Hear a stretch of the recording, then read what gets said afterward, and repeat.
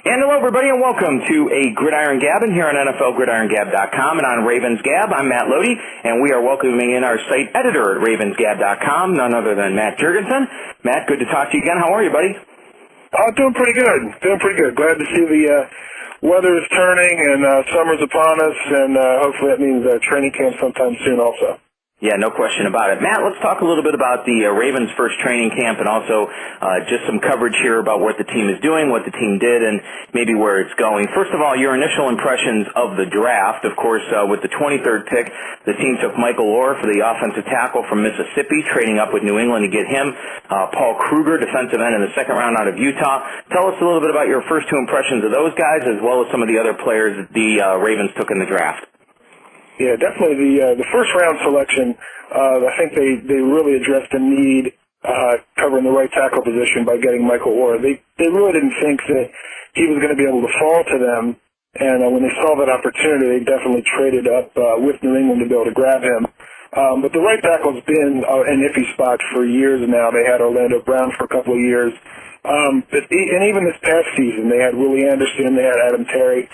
They really haven't been I think as pleased with the production in that spot as they could. So as an opportunity to get a player of his caliber, they really think that he's the challenge right away and probably be able to play right away. I know for a lot of fans, it's not considered the quote unquote sexy pick to get a tackle, but wide receiver was really what a lot of people are looking for Baltimore to upgrade on, and there were some receivers out there in the draft possibly they might try to go after. So there were some people that may be upset with that. I feel pretty good with this pick, though. I think that's something that was sort of affecting with their passing game. They had to keep Todd Heap in a lot to block on a lot of their schemes, so that takes away one of their receivers. And a lot of times that's some of what it had to do with. They weren't able to give Flacco enough time to be able to throw, and I think signing Moore is going to be somebody that's going to hopefully solidify that young line. For the next 5, 7, hopefully 10 years. Kruger, again, the second round is addressing another need, which is a pass rush. Trevor Price, in particular, who's played pretty well for the Ravens the last couple of years. Kruger is a guy, again, with good size, plays with that quote-unquote high motor, and they really do like him. Over the weekend in the minicamp, some of the things that he did, they really liked. Defense coordinator Greg Madison really liked some of the stuff that he was able to bring to them. So, again, another guy really to help on the end and help with the rush is something else, again, that was a need for them. Even though they didn't get the receiver out of any of their picks, I think that's something they're still hopefully going to try to address. And I know, again, once in a while the name Anquan Boldin still comes up in conversation, and it was certainly a hot name 2 weeks going in, but we haven't really heard anything in movement as to that yet. But we'll have to see. But overall, I really did like what the Ravens did in terms of their draft. I think they added depth and did address need. Would you still think that right now wide receiver is obviously the need of this organization, the need of this team right now as you get set for training camp in July? I would say yes. I mean, that's when you think of the offense in Baltimore, and it did take certainly a nice jump. Cameron schemes, definitely different, try to incorporate different players. But when you look at, when they got to the upper echelon teams, they need a player that defenses need to game plan for. A guy that, really scares them, a guy with big playability, breakaway type speed. And the Ravens don't have that in their offensive arsenal. And if they can get a guy like that, and of course, that's why people, again, are so hot on, just if we can get Anquan Boldin, he might be the piece that we're missing. That really is, I think, it's one of the keys in terms of making the offense go. Clayton has still been touch and go. I think he did much better in the second half of the season. Demetrius Williams, who's a guy I even wrote about, but I think he's a guy, if he can stay healthy, he's got the tools to maybe be one of those guys to be a big contributor to the offense. And then Derek Mason is what he is. He's very consistent, great hands. But again, he's not going to run away from too many people, but he still does a very good job and a reliable job.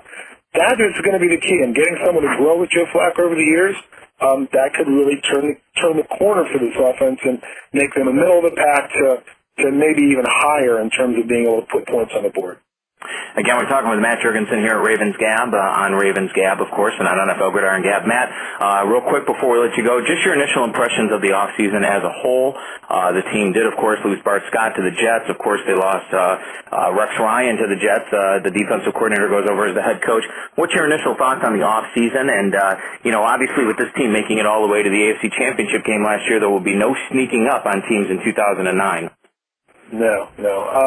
This was an incredibly active off season. I mean, when you looked at all the guys that they lost, Rex Ryan, of course, Bart Scott, Jason Brown, Jim Leonard, they lost quite a few pieces that they had from last year, and they were very quick to add them. Getting a guy like Matt Burke, a little bit older, but again, an all-pro caliber center out of Minnesota, is a great ad, again, as long as he can keep his health and continue his high level of play. Signing Dominique Foxworth to address the secondary. They've had a lot of additions, and again, as we keep getting back to wide receiver, that's the one area they didn't quite get to yet. Who knows if they still will get to that at some point. But I think that's the other thing you look at them, you're right, they did kind of sneak up on people. I think, myself and a lot of people thought, 6-7 wins this past year, and that'd be a good year. They go so far as they do, and now it's, to them, consistency.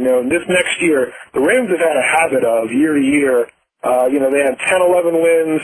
Next year, they have 7 or 8.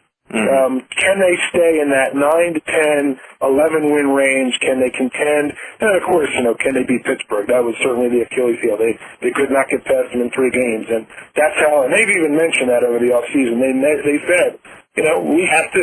It's simple. We have to be able to beat them, and they're going to beat our yardstick in the AFC North. And then in the AFC, with still elite teams. New England's coming back with Tom Brady, and the Colts are still always in the mix, and certainly Pittsburgh coming back again, defending their title. So, they want to be able to say to themselves that they're in the top 5, and that's going to be the test. It's John Harbaugh's second year, and the honeymoon is over for him now. So they have to see, can you build on that, or was it, just one of those things, we had a great run and a good year. Are you still going to be able to be a 9, 10, 11 win team next season? So that's going to be what they're charged with as they head into training camp in late July and moving into next season. Well, Matt, we appreciate it as always. We'll catch up with you again. All right, great. Good to hear from you again. Hope to hear from you soon. Thank you, Matt. And again, Matt Jergensen, the editor at RavensGab.com.